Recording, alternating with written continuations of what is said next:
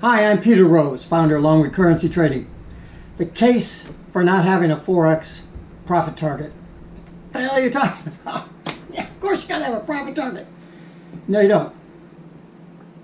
I have two definitions of a profit target, and I think it's an interesting contrast, though the differences are very subtle, okay?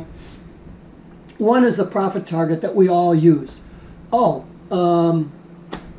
I think that this momentum or setup or whatever it is that you use in order to determine your trading parameters, I think this price will go 10 pips, 100 pips, you know, whatever you determine it is. So that's my profit target. I think I've got 20 pips of ability for this price to run to that point because of structure, momentum, it's Tuesday, whatever you think it is. And then when the price reaches that profit target, you have a decision to make. You could get out because that's your profit target. You could do a set and forget. Or you could say, well, I think this has got a little bit more juice to run and I'm going to hang on to it. Or you may decide to get out early. You judged that it was going to go 20 pips and it's starting to stagger, or what I call in my coursework chatter. And you just say, well, I don't think it's going to make it 20 pips. It's at 14 or 15 and I'm just going to cut it. That's the common use of the term profit target. But if you're going to do that, then what's the profit target mean? You're making decisions, right, in real time. I'm going to let it continue to run, or I'm going to jump out now. I'm going to get out at the profit target, or I'm going to let it run. And then you have all the other criteria that goes along with a runner as to how you manage that runner as a trade. Are you going to stage in? Are you going to reduce your average?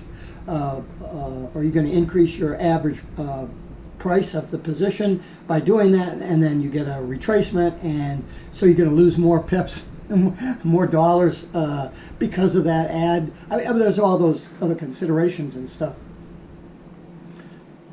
If you have all of that going on, then what's the good of saying 20 pips is my profit target? What good is that? Rather, what I do in the contrast to that is a profit target isn't a point, it's a zone. I think I've got 10 to 20 pips that I can get out of this thing. Well, how is that any different than a profit target? Well, a profit target is in our understanding of profit targets is at 1.1003. That's it. That's the profit target. And you're going to base all that on these moving average lines and level lines and all the rest of the crap.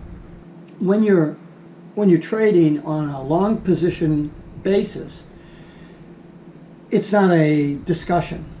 You just let it run and you trail a stop. You don't have a profit target. The price action creates the profit target when the position is exited. That becomes very fuzzy then, doesn't it? When you're doing simulation analysis, the code that you have to write in order to have this fuzzy logic, is what it's called, is far more complex than saying, I'm a 60-40 trader, so therefore I've got a 60% chance that the price will go from where it currently is in my computer program to this next level of interest. And if the probability doesn't work out from a mathematical standpoint, random number generator, then you exit the trade at that last, wherever the current position is, which causes a lot of skewing in the results of a simulation, and yet at the same time it makes up for slippage and stupidity and, you know, a lot of other things that you may have. The more sophisticated the simulation analysis becomes, the more dependent that simulation becomes on your view of trading and your ability to calculate all of the crazy shit that could possibly go on. It's very difficult for a non-trader in order to program a good simulation. because you just don't know what the price action is going to be like. If you're trading in the writing simulations in the commodity market, for example, how do you price in the probability for a lock limit situation that you may get into? How many lock limits are you going to have?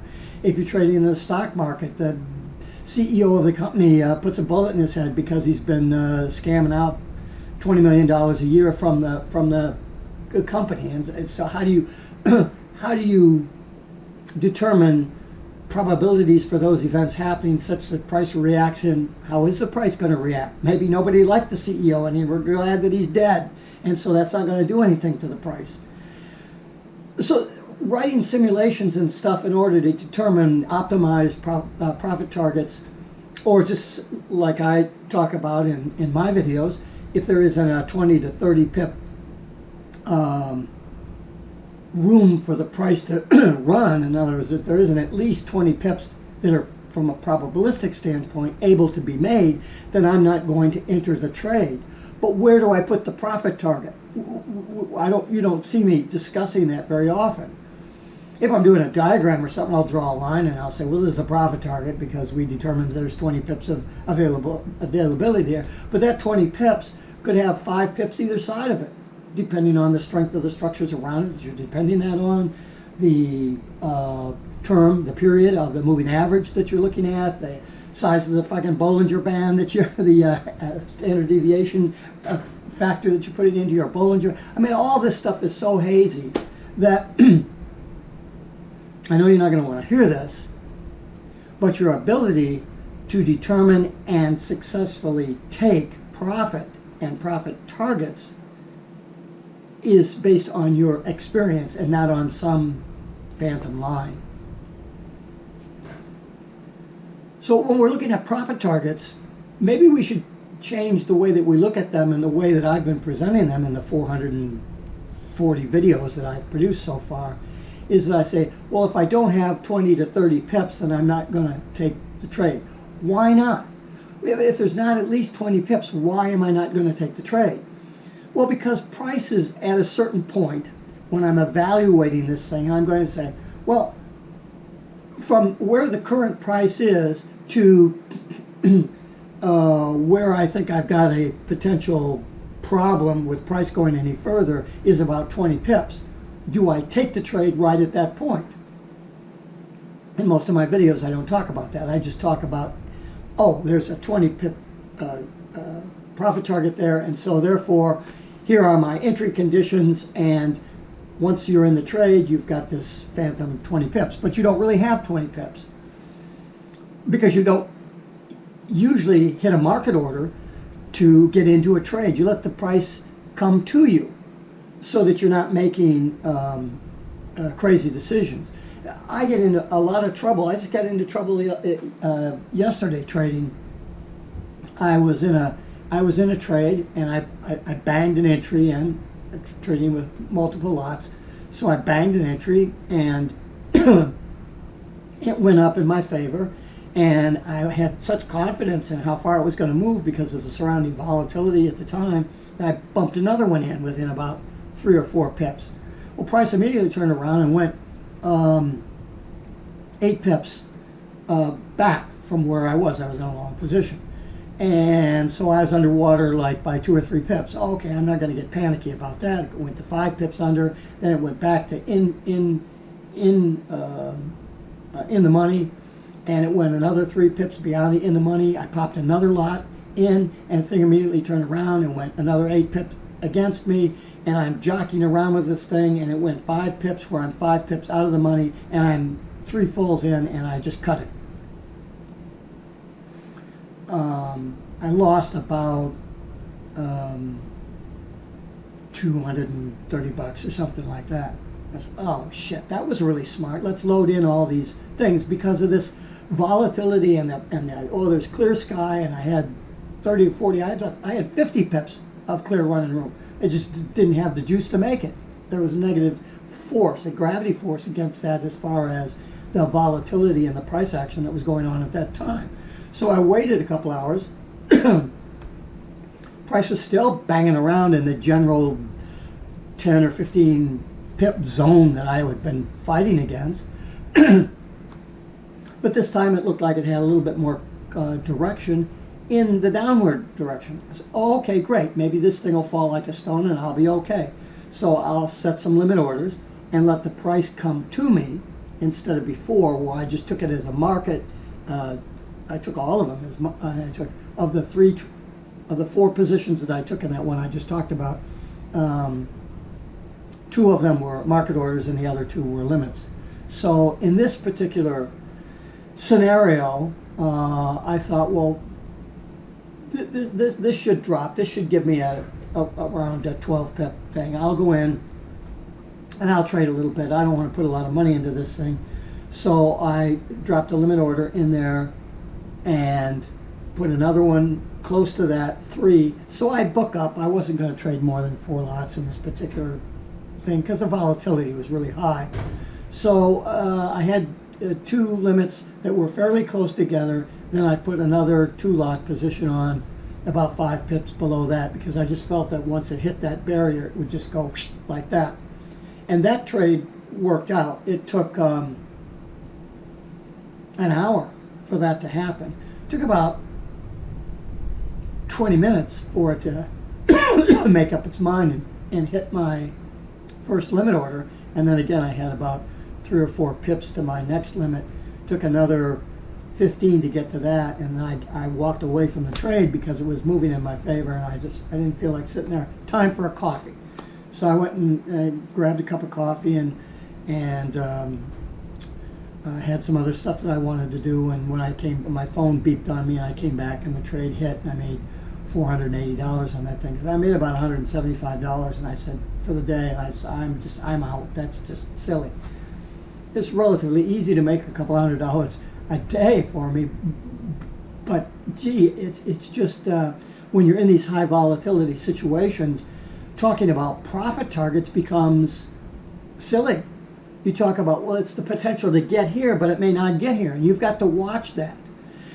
And had I been on a long-term position trade, there was a major economic value release that morning, and price went up 60 pips in about a minute. It turned around and came back and reversed in direction. It went about 50 pips in the opposite direction. And then it bounced back up to where the day started, and then the volatility was all around that thing when I was in it, with 5-minute bars that were 15 pips.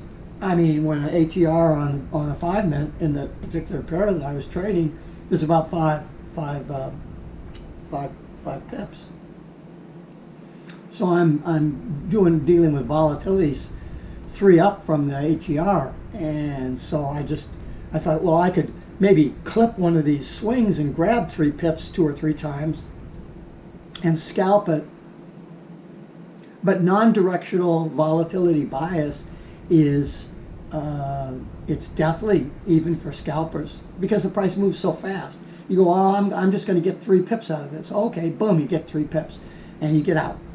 It's still moving. Boom, you get 3 pips, and you get out. Oh, here's another 3, and you go in, and it goes down and hits your 3, and then it goes up 40, just like that.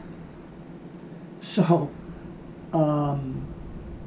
I've been noticing in the markets, because of the U.S. elections that are coming up. This is November of 2024, and we have elections in a few days. We've got inordinately high volatility because of interest rate, Fed interest rate decisions in the United States, as well as all over the world, and all the countries. Interest rates are projected to come down. Russia just went to 25% or 21% on their interest rates. Okay. I mean, the world economic status right now is volatile, let alone the price actions on the charts. And so talking about, oh, I'm going to grab 20 pips on a hard profit target, or I'm going to go for set and forget, overnight, carry trade, 2-week trade for 200 or 300 pips, man, that's great. It'll probably get you to 200 or 300 pips, but is it going to do that before it goes down 200 or 300 pips? Where are you going to set your stop? If you're setting short stops at 20 pips or 30 pips or something, 40 pips like that, you're not a long-term position trader. So you're scrambling up your definition of profit target, volatility and potential and all that other kind of stuff. That's why I like the day trading, because it's relatively simple to say, oh man, I think because of XYZ, whatever those entry analysis conditions for your entry rule are, that you can say, oh, I think this has the juice to make it 20, maybe 30 pips. And then sit there while that happens in the 2 hours that you've got to trade in the morning or the evening when you come home from work, and make that trade. Rather than taking the dangerous route to be a day trader and do a set and forget with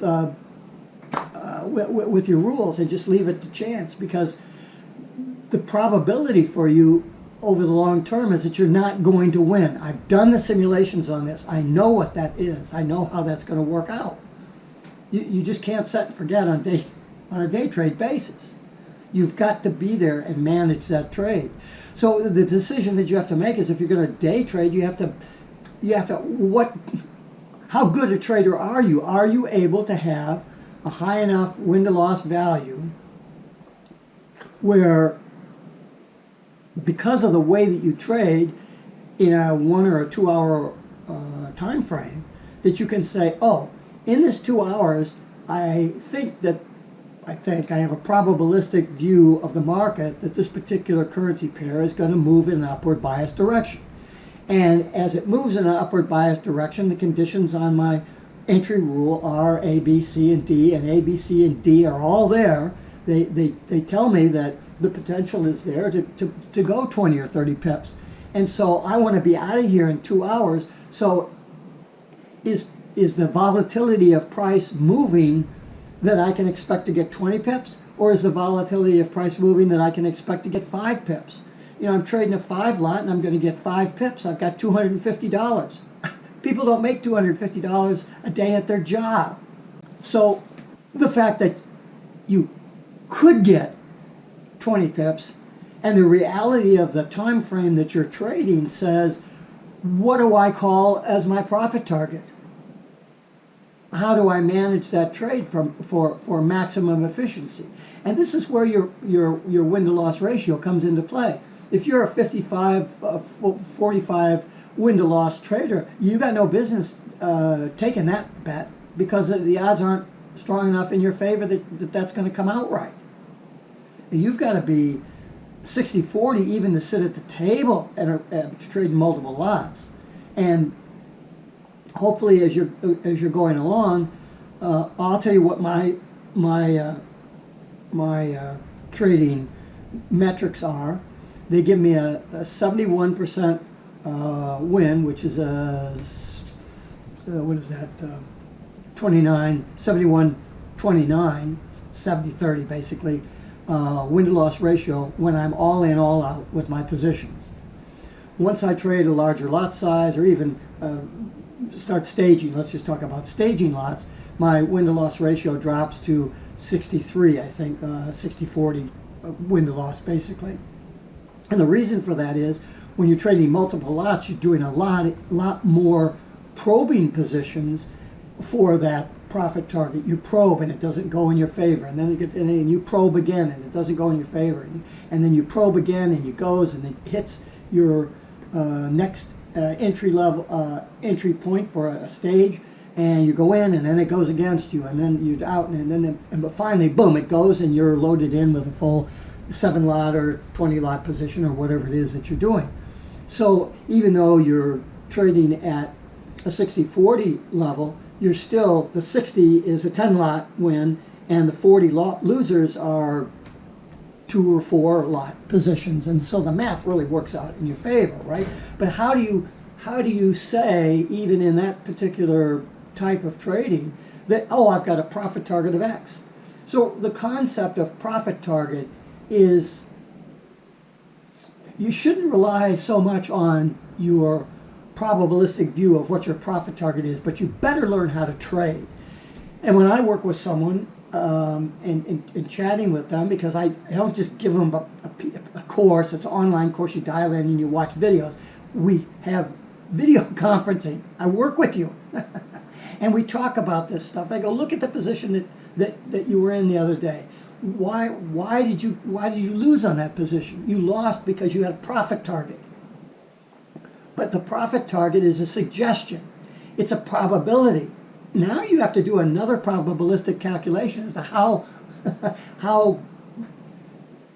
how's the volatility of that? What's the economic conditions? Are there any economic releases that either just came out a day ago that are going to have lag effect, or are there releases that are coming out today or tomorrow or the next day that are going to have preemptive action against your... There's all these different questions. You have to be able to summarize these in a single condition so that you're not in a matrix of a decision making, just trying to figure out what your profit target should be. And so therefore I've simplified. We don't talk about profit targets. We talk about profit targets, which is this probabilistic potential of the absolute best you expect the price to get to. Now what do? When do you take that trade? Because you're not going to take it right when you make your entry rule says, oh, okay, this is a good trade to take, because that price has got to come to you. So that's why I say you got to have at least 20 pips there. So the price is going to move 5 pips, and you go, okay, it's moving in a direction, it hits my limit order, and I'm in. Now, if it's moving up, where's your next stage point? Or if you're all in, all out, you got to be there to manage that. You don't. Why would you let that go 10 pips against you? Maybe life can change radically, and you can see a stutter going on, and then it starts to move a little bit negative against you. You're only 8 pips up. You get out, because that staggering could be the precursor of a radical drawdown. You're at 8 pips up, and that thing could go 20 pips in just a heartbeat, and then you're going to be what? A lot of money out on a trade that you had a lot of confidence in. So you have to be there. So if you're going to be a day trader, don't be thinking that you're going to put that trade on in the morning and set your parameters and then walk away and have coffee or go to lunch with somebody. You got to be on deck, and you got to be watching that thing, because life changes very, very quickly. Only a few people have the ability to do that. And they'll put the trade on, and then their day is done. They go golf, and they can do whatever it is on a day trade, and they've judged that thing correctly, such that, and they have such a good win-to-loss ratio that even if the thing goes negative and taps out against them, and they have a long, call it a panic stop. It's not a 10 pip stop. It could be a 20 or 30 pip stop. If it's going to go that far against you, you were wrong for the day, and you lose 30 pips. But your win-to-loss ratio is so strong, and your ability to identify the strength in these markets so that they do move in your favor, and you do load into the trades and stage in, all going both ways. You more than make up for that 30 pips in the number of times that you win and the amount that you win in relationship to that. But that's not the average person. I'm not very good at that. And I don't think you are. So my rules are based around taking care of me because I don't have that view of the market as long as I've been trading the markets or looking at the markets. I've been involved in looking at currency price action since 2007. Like I said, this is 2024. So I've been looking at currencies for a long time, and I've been looking at commodities and stocks and stock options and stuff, and studying these markets since the mid to late 1970s. I'm an old guy. I'm 75, okay? So I don't feel comfortable doing that. I need to be there. I don't want to let the thing run overnight.